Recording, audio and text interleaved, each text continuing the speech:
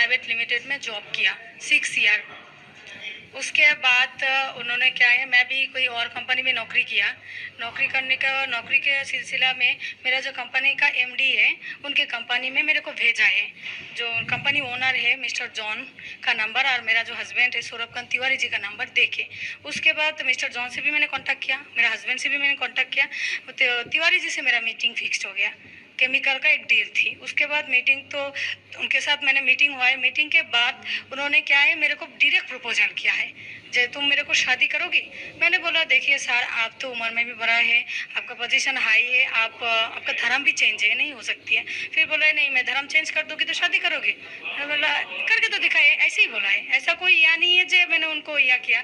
तो उसके बाद उन्होंने मार्च में मैं मिली हूँ। 11 अप्रैल 2021 में उन्होंने बांग्लादेश कोर्ट जाकर उनका पासपोर्ट का सारे डिटेल्स देके पासपोर्ट जमा दिया। उसमें जाकर उन्होंने उनका धर्म चेंज कर दिया एवं खुद मर्जी से। वो एफिडेविट भी इंग्लिश में है, उनको पढ़ाया है, उनको बहुत सवाल जवाब भी किया है, खुद मर्जी से उन्होंने मुस्लिम धर्म अपनाया। उसके बाद 13 अप्रैल में उन्होंने अगरतला बॉर्डर आया है 2021 में। जो शादी से पहले अंगूठी का नोज पिन काने दुल ये सब खरीदना पड़ते वो सब उन्होंने मेरे को लेकर आया। 14 अप्रैल 2021 में बैतुल मुकर्रम मस्जिद, बांग्लादेश में बैतुल मुकर्रम मस्जिद पे हम दोनों का निकाह हुआ है। आपके दबाव में नहीं, कोई दवा नहीं है। देखिए आप लोग आप खूब या जस्टिफाई करिए जे एक आदमी के साथ इतनी जबरदस्ती हुआ, हनी ट्रैप हुआ है, इतनी कुछ हुआ है। तो 2 साल के बाद जब मैं हमारा जो बच्चा है अन्नू को लेके इंडिया आ गया 3 अगस्त, उसके बाद उनको याद आ गया। इससे पहले कहाँ थी? इससे पहले भी उन्होंने 2 बार इंडिया में आ चुकी है। ऐसा नहीं है जो उनको जबरदस्ती, अच्छा जबरदस्ती हनी ट्रैप कराया तो उसको इंडिया ही नहीं आने देती, जबरदस्ती रख देती। एक तो बोलती है मैं चाय वाली की लड़की हूँ, अब दूसरी बार बोलती है मेरे ऊपर हनी ट्रैप किया है। भाई एक चाय वाली का लड़की का औकात है हनी ट्रैप करने का? उसके लिए भी तो बहुत बड़े घर का होना चाहिए। तो आप उनसे ही सवाल पूछिए ना, जो कहाँ थी इतनी दिन, जो आपको याद नहीं आया, अभी याद आ गया है। आखिरी सवाल है, तिवारी जी पहले से शादीशुदा है, 2 बच्चे हैं, अब क्या करें? नहीं, वो तो मेरे को ये बात छुपाया है। पहले बोला है उसका पत्नी मर गया, उसके बाद जब मैं प्रेग्नेंट हूँ तब उन्होंने बताया जो मेरा पत्नी है, 2 बेटा है।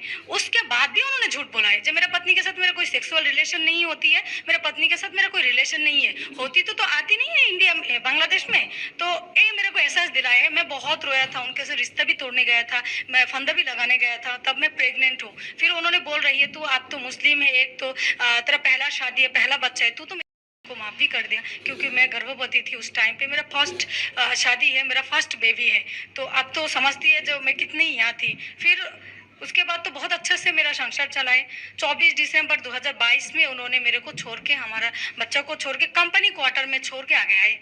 उस टाइम पे भी उन्होंने बोला है जब मैं आ जाऊंगी, सोना मेरे को सोना बुलाती है, सोना मैं आ जाऊंगी, तू बच्चा का ध्यान रखना, बाबा का ध्यान रखना, तेरा ध्यान रखना, तू अपनी घर चली जाना, कंपनी क्वार्टर छोड़ के मैं आ जाऊंगी। हाँ, बात हुई है ना। जब एकदम लास्ट टाइम पे वो आने से पहले 4 बार गए हैं रचना शर्मा, तो उन्होंने मेरे से इससे पहले बात भी किया है। उसके बाद उन्होंने बहुत उल्टा सीधा बात बोला है, बहुत कुछ बोला है, मेरे को गाली दिया है, जो आप लोग ही समझ पाएंगे क्योंकि हिंदी तो सब गाली मुझे मैं जानती नहीं हूँ मीनिंग क्या है। तो उन्होंने बहुत गंदी गंदी गाली दिया है। उसके बाद उन्होंने लास्ट एक बार नवंबर में उनसे मिली हूँ, दिसंबर शुरू से बांग्लादेश गए हैं, तब हस्बैंड ने दोनों को बैठा दिया, जो तुम दोनों आपस में बैठ के बात करो, हम दोनों को ही रखना चाहती हूँ, तुम दोनों बैठ के बात करो। तो रचना शर्मा मेरे को बहुत सारा सवाल पूछी है, मेरे को बोल रही है चल हम दोनों मिलके उसको डिवोर्स दे देते। मैंने बोला नहीं, मैं नहीं डिवोर्स दूंगी क्योंकि मेरा बच्चा बहुत छोटा है, इसको पापा का जरूरत है। मैं ये भी नहीं बोला जो आप डिवोर्स दे दो। मैंने बोला दीदी देखो, आपके साथ भी गलत हुआ है, मेरे साथ भी गलत हुआ है, अब अच्छी है जो उनको माफ करके हम दोनों एक साथ रहती हूँ। कहा नहीं, मैं तेरे साथ नहीं रह सकती हूँ, एक काम करती हूँ, मेरा 2 बच्चा तेरे को दे देती हूँ। कल हाँ ठीक है दे दीजिए, मैं पाल लूंगी। यही बोल के फिर उन्होंने बोला है क्या मैं इस डिवोर्स दे दूंगी। आपने उनके दोनों बच्चों को भी ले लेंगे? हाँ, मैं बच्चा से कोई नफरत नहीं है मुझे, क्योंकि जो किया है मेरे पति ने किया है, मेरे को ठकाया है, जो किया है। उनका एक बेटा भी मेरे पास है, तो उनका बच्चे से मेरे को क्यों नफरत होगी? क्योंकि वो तो हमारा हस्बैंड का ही बच्चा है ना, बाप तो एक है ना, माँ अलग हो सकती है, बाप तो एक है ना।